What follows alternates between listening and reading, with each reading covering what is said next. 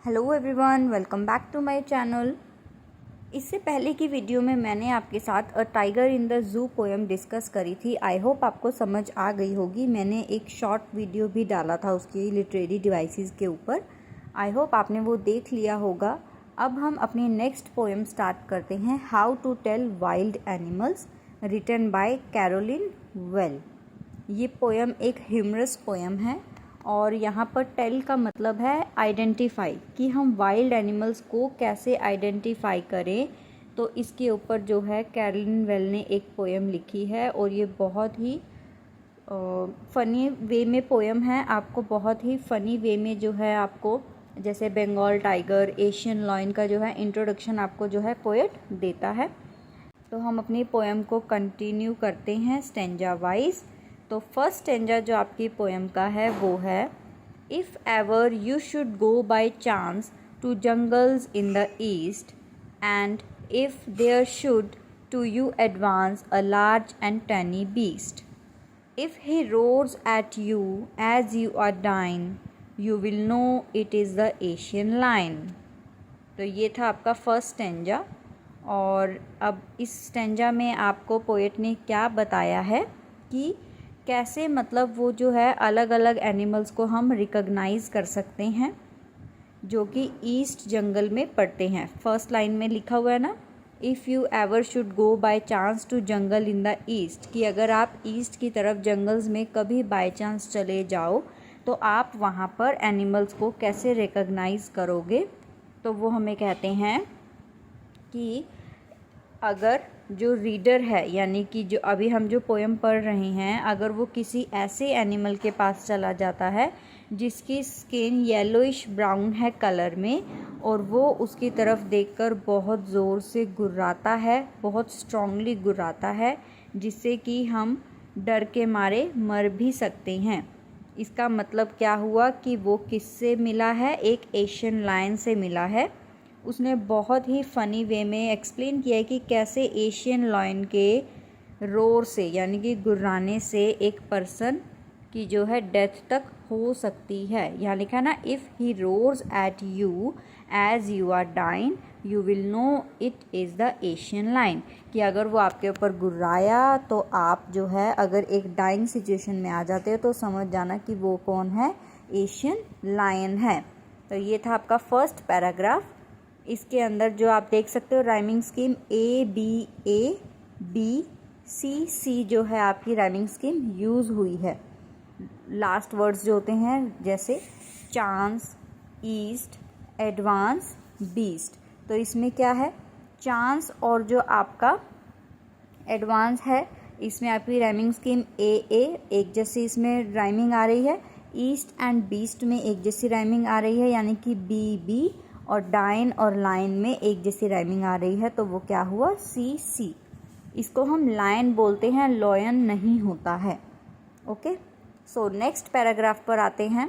Next paragraph है, और if some time when roaming round a noble wild beast greets you with black stripes on a yellow ground, just notice if he eats you. This simple rule may help you learn the Bengal tiger to discern. Discern means है recognize. तो इस paragraph में जो poet है वो हमें explain करती है कि अगर आप एक एनिमल के पास पहुंच जाते हो जो कि इधर उधर जंगल में घूम रहा है और उसकी जो स्किन का कलर है वो येलोइश है विद ब्लैक स्ट्राइप्स, मतलब कि जो सरफेस यानी कि जो बेस है उसकी स्किन का वो येलो कलर का है और उसके ऊपर ब्लैक स्ट्राइप्स हैं। तो वो बोलती है कि आप नोटिस करना कि वो आपको जैसे मार डालेगा और आपको खा जाएगा। तो उसका मतलब हुआ कि वो कौन है, बंगाल टाइगर। और वो कहती है, अब इसमें भी एक डार्क ह्यूमर जो है उसने एक्सप्लेन किया है कि टाइगर कैसा दिखता है, क्योंकि एक एनिमल जो है एक इंसान को खा सकता है। ठीक है, तो इसमें तो मतलब कुछ भी ऐसा नहीं है ना, कोई भी जंगली जानवर है उससे तो डर ही लगेगा ना कि ये हमें खा ना जाए। लेकिन उसने जो है बंगाल टाइगर को कितने ह्यूमरस वे में एक्सप्लेन किया कि वो आपको ऐसा लगेगा कि वो आपको खा जाएगा। अरे जंगली जानवर तो हर कोई किसी को खाएगा, तो एक ह्यूमरस टोन यहाँ पर यूज़ किया गया है। कि आप कैसे जो है एक बंगाल टाइगर को रिकॉग्नाइज कर सकते हो। जैसे लास्ट की लाइन में लिखा है, this simple rule may help you learn the Bengal tiger to discern, कि अगर आपको ऐसा लगे कि वो आपको खाने वाला है तो समझ जाना कि वो एक बंगाल टाइगर है। तो ये हुआ ना ह्यूमरस वे में। नेक्स्ट पैराग्राफ है, if strolling forth a beast you view whose hide with spots is peppered as soon as he has leapt on you you will know it is the leopard. 'Twill do no good to roar with pain, he will only lap and lap again. So यहाँ पर strolling का मतलब होता है walking casually, जो बहुत ही मतलब आराम आराम से बहुत ही कैजुअली चलता हुआ आ रहा है आपकी तरफ। फोर्थ मतलब फॉरवर्ड, आगे की तरफ। हाइड का मतलब है यहाँ पर छिपना वाला हाइड नहीं है, यहाँ पर हाइड का मतलब है स्किन ऑफ एनिमल। तो whose hide with spots is peppered, तो यहाँ पर जो एनिमल की जो स्किन है, पेपर्ड मीन्स स्पॉट्स, अगर उसके ऊपर स्पॉट्स हैं। लेफ्ट का मतलब है जंप टुवर्ड समवन, और आपको ऐसा लगेगा कि वो अब जो है कूदने वाला है और जो बार बार जंप कर कर आगे की तरफ जा रहा है। तो आप क्या समझ जाना, अब आपको इस एक्सप्लेनेशन में बताती हूँ। इस स्टेंजा में पोएट ने बोला है कि अगर आपको लगे कि जो एक एनिमल है वो बहुत ही कैजुअली जो है जंगल में चल रहा है और उसकी स्किन पर जो है स्पॉट्स हैं, और वो एनिमल जो है एकदम से झपट्टा मारकर यानी कि एकदम से कूद कर आपके ऊपर आ सकता है, तो वो जंपिंग इंडिकेशन है कि वो और कोई नहीं, वो एक लेपर्ड है।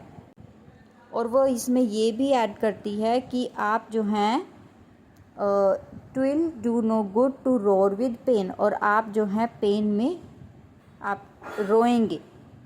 सो in this stanza the poet has explain the characteristic of a leopard. Stanza में है, if when you are walking round your yard you meet a creature there who hugs you very very hard, be sure it is a beer. If you have any doubt I guess he will give you just one more caress।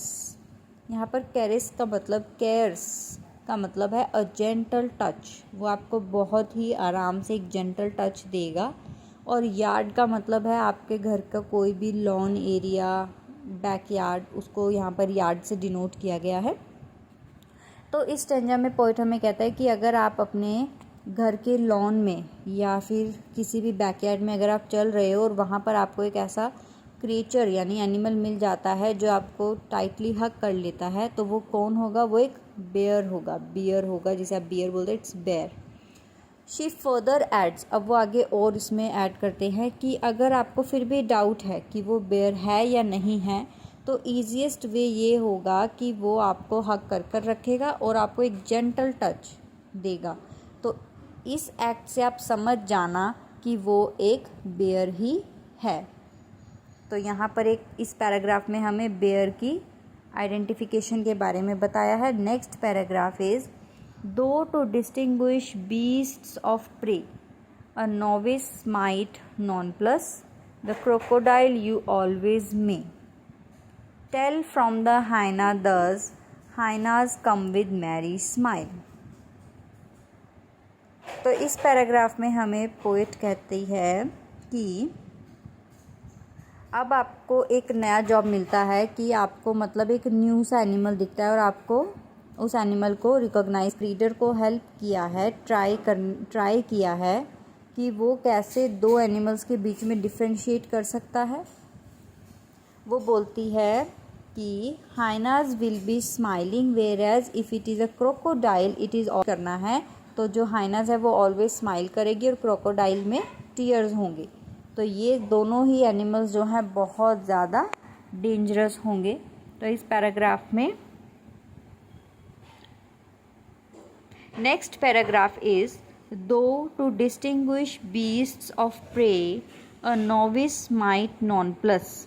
यहाँ पर non plus का मतलब है confuse हो जाता है, novice मतलब जो न्यू है डिफ्रेंशिएट करने में किसी भी एनिमल्स को।